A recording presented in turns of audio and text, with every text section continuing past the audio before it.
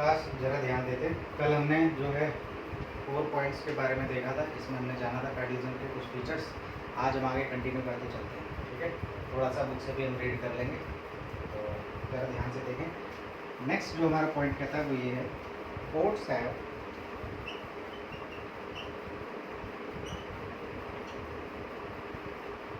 The power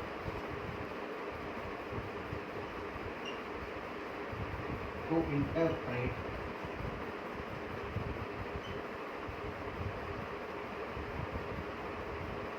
the power of each level।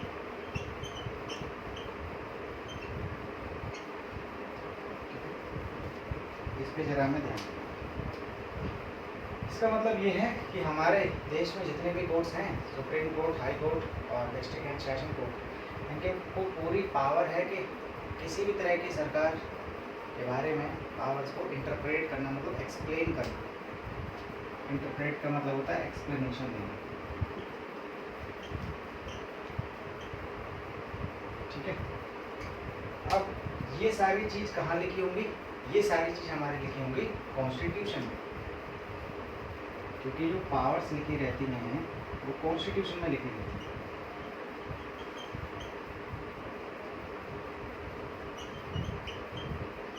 और किसकी power होंगी? गवर्नमेंट,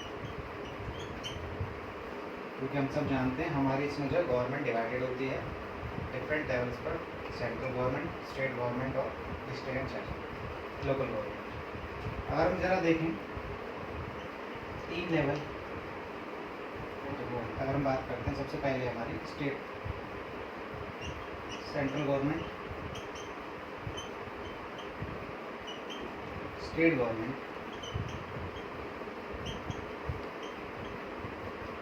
और लोकल गवर्नमेंट।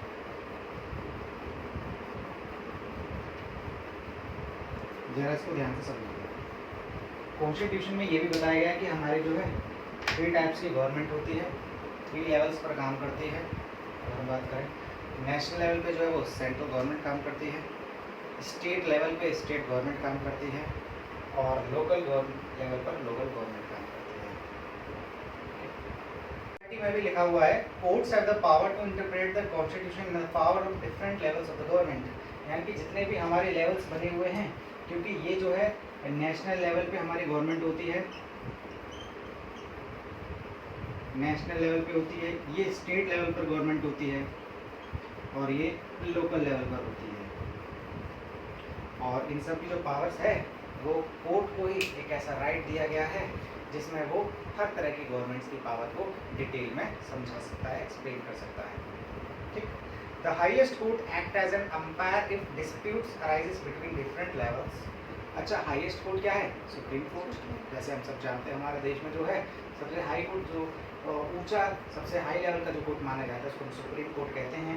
अगर कोई भी डिस्प्यूट होता है, कोई भी विवाद होता है हमारा, किसी भी तरह की प्रॉब्लम होती है किसी भी लेवल पर गवर्नमेंट की, तो उसको पावर है कि वो अपने पावर्स को यूज़ करे और एक्सप्लेन करे कि भाई हर तरह की गवर्नमेंट की ईच लेवल ऑफ गवर्नमेंट पे क्या क्या पावर दी हुई है। और ये कोर्ट जो बात बताई गई है वो है सुप्रीम कोर्ट की। अगर छोटे लेवल की कोर्ट अगर उस चीज़ को नहीं एक्सप्लेन कर पाती या कोई प्रॉब्लम आती है, अड़चन आती है, तो सबसे हाईएस्ट कोर्ट हमारे पास है सुप्रीम कोर्ट, ठीक है। सुप्रीम कोर्ट क्या है?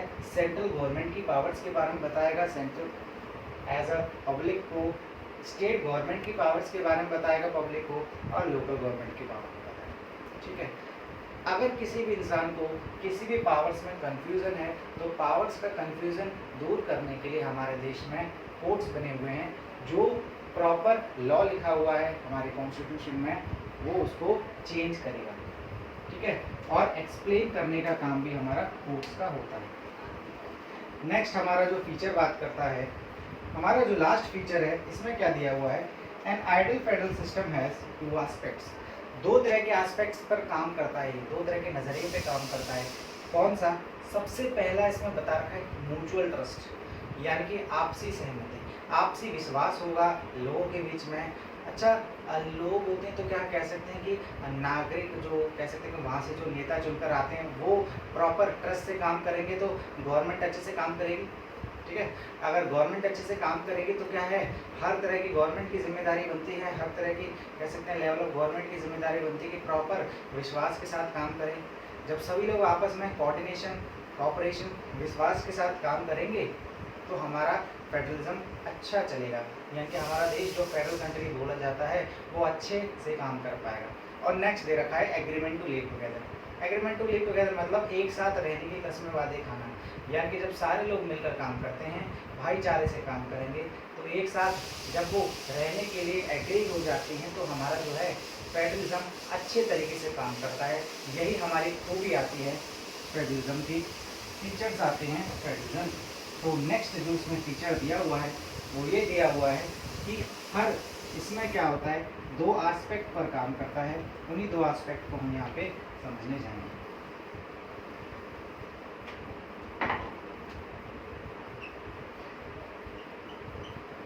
एन आइडियल फेडरल सिस्टम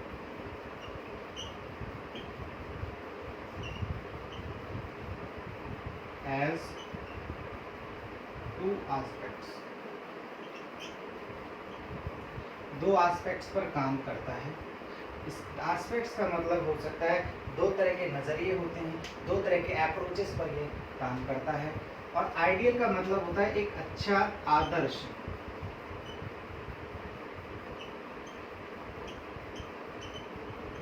एक अच्छा फेडरल सिस्टम उस दो पर्पस के लिए दो एलिमेंट पे काम करेगा। वो दो एस्पेक्ट्स क्या हैं, वो दो एलिमेंट क्या है वो जरा समझेंगे। तो दो एलिमेंट जो है, पहला है लोगों के बीच में जो हमारी गवर्नमेंट की मशीनरी को चला रहे हैं, जनता यानी कि पब्लिक प्लस वहाँ के लीडर्स, उनके बीच में क्या है, अगर म्यूचुअल ट्रस्ट होगा,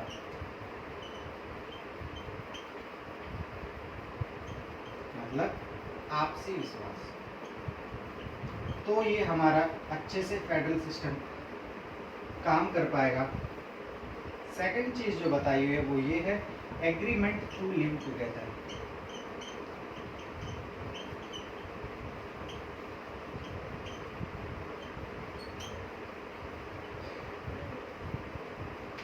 यानी कि सब लोग अगर प्रॉपर कोऑपरेशन से काम करेंगे, सहमत होकर काम करेंगे, तो क्या है,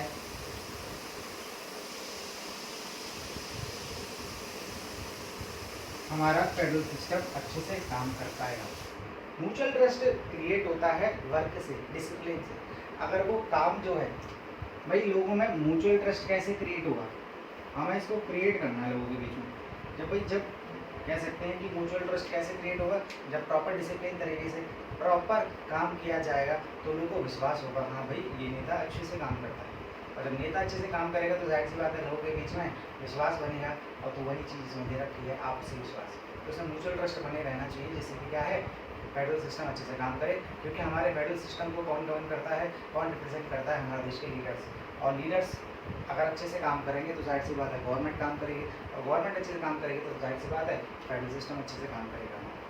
दूसरा बात बता रखी है एग्रीमेंट टू लिव टुगेदर। जैसे मैंने बताया था कि लोग अगर आपसे सहमत होकर अच्छे से रहते हैं, भाई रहना भी तो ज़रूरी है। अगर रहेंगे तो जाहिर सी बात है हमारा क्या बनेगा, माहौल बनेगा, एनवायरनमेंट क्रिएट होगा। एनवायरनमेंट क्रिएट होगा तो जाहिर सी बात है लोगों का काम करेगा, मन करेगा काम करने का, अच्छे से काम करेंगे। जब अच्छे से काम करेंगे तो जाहिर सी बात है अच्छा फेडरल सिस्टम भी हमारा वर्क कर सकता है। तो इस तरीके से हम ये कह सकते हैं कि हमारा फेडरल सिस्टम जिस चीज़ पर टिका हुआ है, दो बेसिस जो हैं, दो बेसिस मतलब दो स्तर जो है, अगर मैं बात करूं, पहला लोगों के बीच में म्यूचुअल ट्रस्ट होना चाहिए। दूसरा जो इसमें क्या बता रखा है एग्रीमेंट टू लिव टुगेदर। जब लोग एक साथ रहने के लिए एक साथ अच्छा माहौल क्रिएट करेंगे, एनवायरनमेंट बनाएंगे, तो जाहिर सी बात है वो एक साथ रहने के लिए भी सहमत हो जाएंगे, एग्री हो जाएंगे। तो ये हमारा जो फीचर कहलाता है वो क्या कहलाएगा, फेडरल सिस्टम के दो aspects.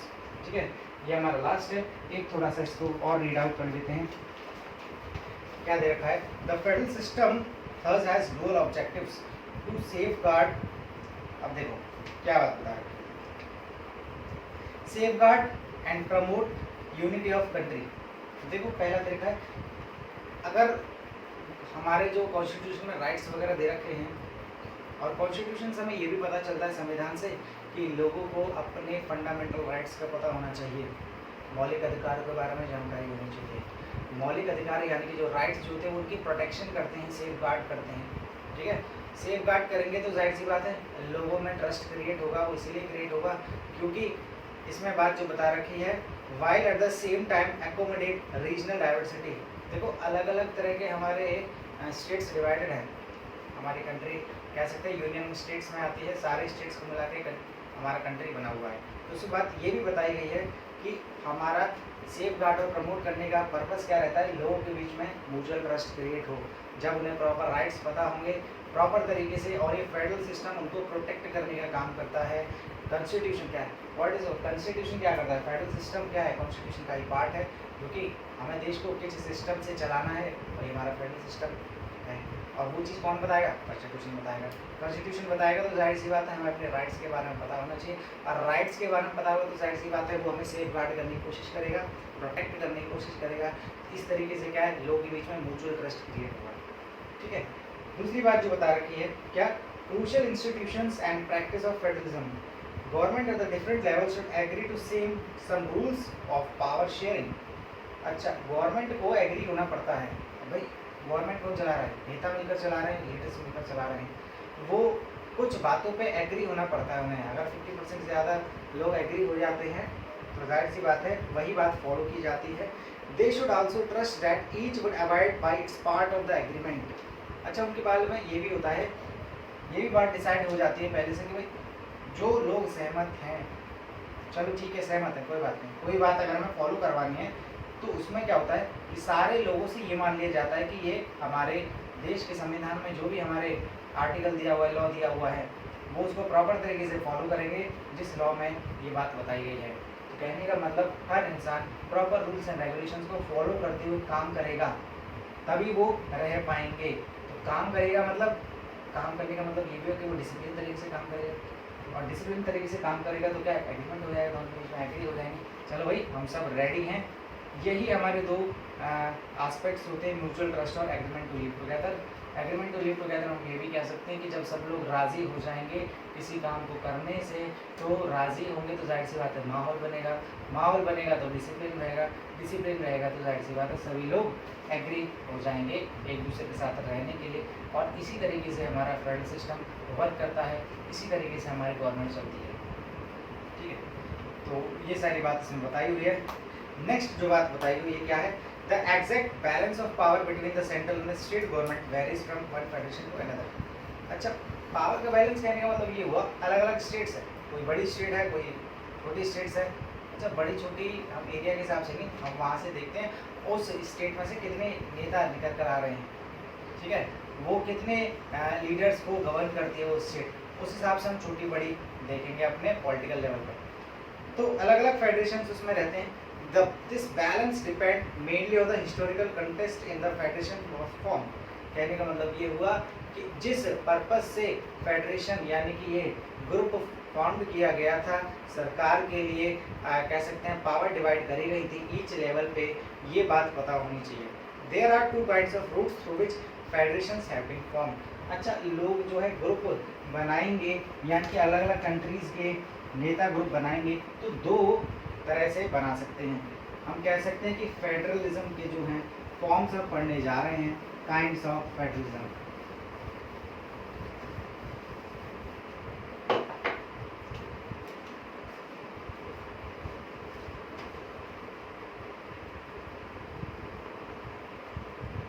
Forms of federalism.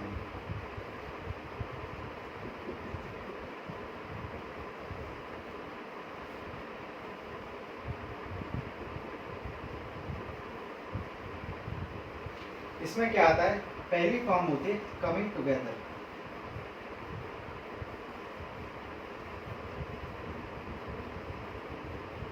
Federation.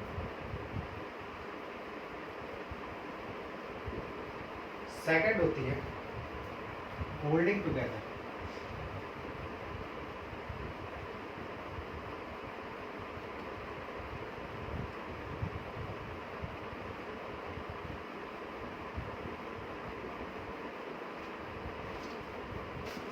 Coming together में क्या होते हैं, इसमें जो इंडिपेंडेंट स्टेट्स जो होते हैं, देखो स्टेट्स का मतलब यहाँ पे पॉलिटिक्स में जो हम पढ़ता है कंट्री होता है, ठीक है, वो वाला स्टेट है। तो जितने भी हमारी कंट्रीज़ हैं जो पूरी तरीके से इंडिपेंडेंट हैं वो आपस में आके आएंगे, ठीक है, आपस में आएंगे तो फेडरेशन बनाएंगे, ग्रुप बनाएंगे जिसके अंडर में वो काम कर पाएंगे, ठीक है। जब इंडिपेंडेंट स्टेट्स इंडिपेंडेंट कंट्रीज़ आपस में आके ग्रुप बनाते हैं, आते हैं किस लिए, टुगेदर, एक साथ काम करने के लिए। टुगेदर का मतलब होता है एक साथ काम करना। तो जब ये ग्रुप बनाते हैं तो इसी को सिस्टम को बोला जाता है कमिंग टुगेदर फेडरेशन। इसके एग्जांपल्स हैं, अगर हम एग्जांपल की बात करें तो जैसे यूएस अपने आप में बड़ा देश है, ठीक है, United states of America. Second है स्विट्जरलैंड,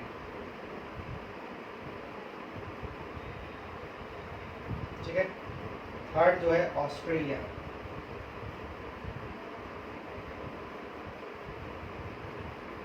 इसमें क्या होता है, कोई भी किसी के दबदबे में काम नहीं करता है, मतलब सबको बराबर इक्वल राइट्स दे रखे हैं, इक्वल पावर्स दे रखी है काम करने के लिए, इसीलिए एक आपस में आके काम करने के लिए तैयार हुए हैं। पर इसमें क्या होता है होल्डिंग टुगेदर में कि एक का दबदबा रहता है, एक जो कंट्री है वो सबको होल्ड करके रखता है, तो कह सकते हैं उस पर अनइक्वल पावर्स रहती हैं, अनइक्वल कंट्रोल रहता है, वो अपनी तरीके से चला सकता है।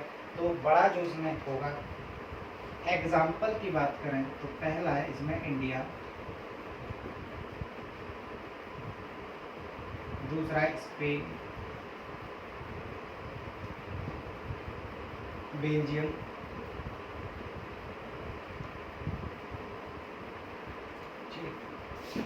इनमें क्या होता है जो कंट्री का दबदबा ज़्यादा रहता है वो काम करता है, तो उसके हाथ में अनइक्वल पावर होती है, एक तरह से इक्वल पावर होती है, वो कुछ भी अपनी कंट्री से करवा सकता है। होल्डिंग में मतलब यानी कि एक जो पावरफुल कंट्री होगा वो होल्ड करके रखता है, ठीक है, फेडरेशन बनाएगा। देखते हैं, the first route involves independent states coming on their own to form a bigger unit so that by pooling sovereignty and retain identity they can increase their security. कहने का मतलब ये हुआ, इसमें सारे इंडिपेंडेंट स्टेट्स आएंगे, इसलिए आ रहे हैं अपने दो चीज़ को बनाने के लिए, पहली आइडेंटिटी और दूसरी सोवरेनिटी।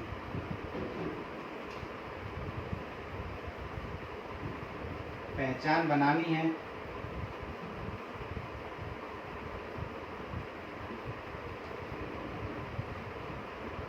सोवरेनिटी जो वर्ड है वो सोवरेन से मिलकर बना है। सोवरेन का मतलब ये होता है कि कोई भी जो सब बाहर का आदमी अपने देश को चलाने के लिए या अपने ग्रुप को चलाने के लिए हमें किसी की भी ज़रूरत नहीं है और हम अपने आप में ही कैपेबल हैं उसको चलाने के लिए, ठीक है।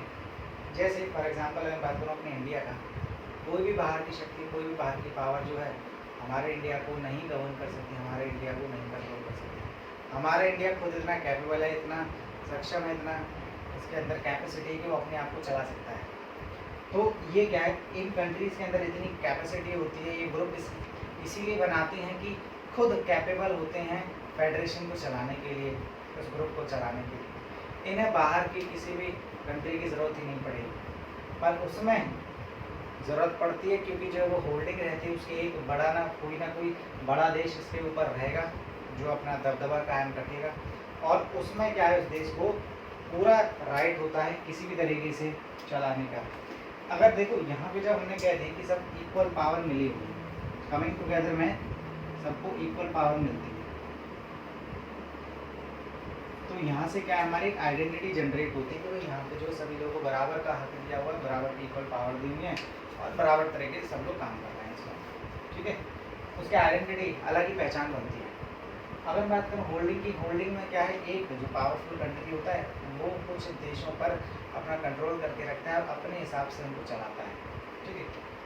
तो ये बात इसमें बताई गई है।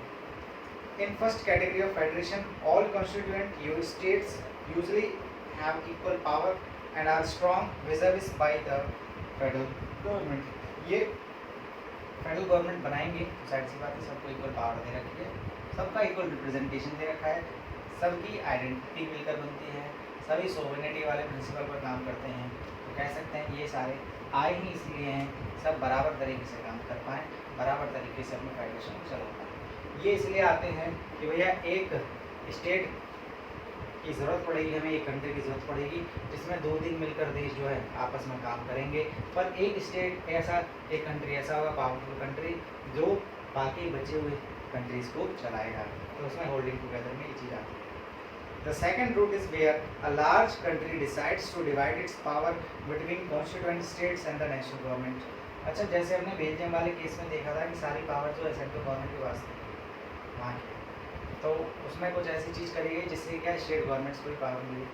तो इसी में जो पावरफुल वाली जो कंट्री है वो उसके ऊपर डिपेंड करता है, वो अपनी पावर को शेयर करती है नहीं करती। ठीक है, शेयर करती है तो कुछ टर्म्स एंड कंडीशन उस पर लगाती है। दूसरी बात क्या दे रखा है इसमें, ये भी बात बताई गई है, second category, the central government tends to be more powerful vis the states. बाकी बची हुई से ज़्यादा कंट्री से ज़्यादा पावरफुल होती है होल्डिंग वाली, क्योंकि सारा कंट्रोल उस होल्डिंग के उसमें ही रहता है, क्योंकि कंट्रोल ही वो पूरा जमा के रखी हुई है बाकी देशों पर। Very often different constituent units of the federation have an equal power and some units are granted special power. इसमें अनइक्वल पावर होती है, जैसे इसमें इक्वल पावर होता है, इसमें अनइक्वल होती है, क्योंकि पावरफुल कंट्री ही क्या है, बाकी बचे हुए देश को चलाने में मदद करती है। ठीक है, अनइक्वल पावर होती है। ठीक है, और इसी कुछ कंट्रीज को ये क्या करती है, इसको स्पेशल पावर मिली हुई है। अनइक्वल पावर है तो जाहिर सी बात है स्पेशल पावर होगी चलाने की।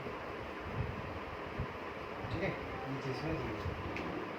नेक्स्ट इसमें जो वर्ड दे रखा है वो हमें समझना है। जुरिडिक्शन मैंने बताया था, एरिया, टेरिटरी, बॉर्डर, जिसमें कंट्रोल होता है एक पर्टिकुलर गवर्नमेंट का। अगर बात करो उत्तर प्रदेश, जाहिर सी बात है उत्तर प्रदेश गवर्नमेंट का पर्टिकुलर बॉर्डर होगा जहाँ पर उत्तर प्रदेश खत्म होता है, उसके बाद उसका रिस्पॉन्सिबिलिटी चली जाती है।